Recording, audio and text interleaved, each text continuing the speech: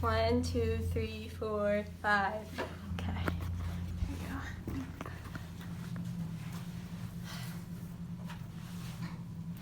Every high school has a basketball team.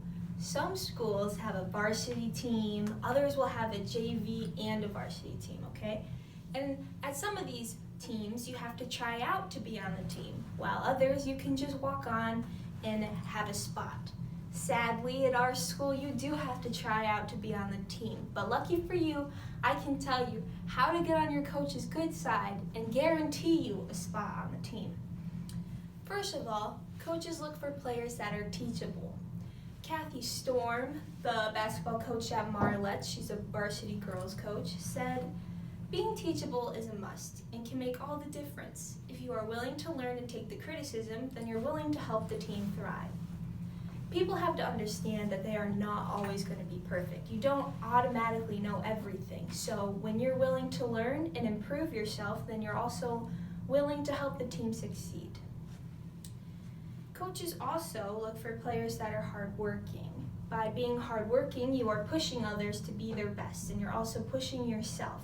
It also helps develop skills because then you're learning and you're training and you're getting stronger and better. So when you really slack off at practices, you're actually doing worse than you are doing good. You might as well not even show up if you're not going to give your whole heart into it.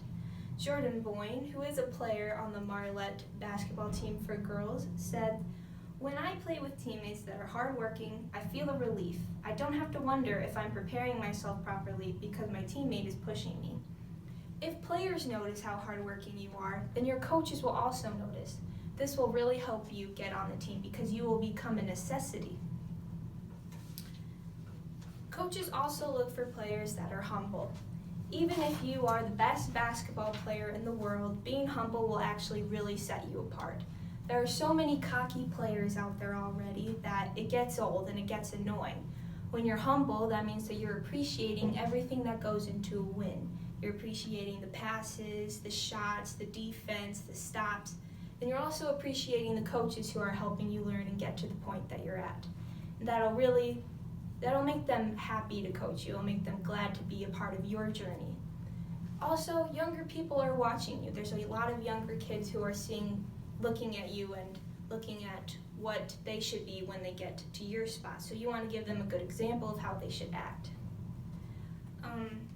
David Brooks, who works at the New York Times, he's an author, said that humility is freedom from the need to prove you are superior all the time, but egotism is a ravenous hunger in a small place, self-concerned, competitive, and distinctively hungry.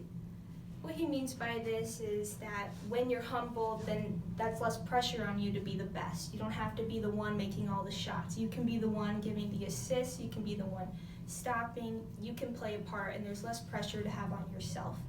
Also, your teammates will be more glad to play with you because they don't have to worry, oh, if I pass the ball to John and he shoots, he's going to take all the glory. They'll be happy to help you succeed. In conclusion, if you are going to become what the coaches want, it's going to be up to you. No one is going to force you to do any of these things that I'm talking about, but it can make the biggest difference out there.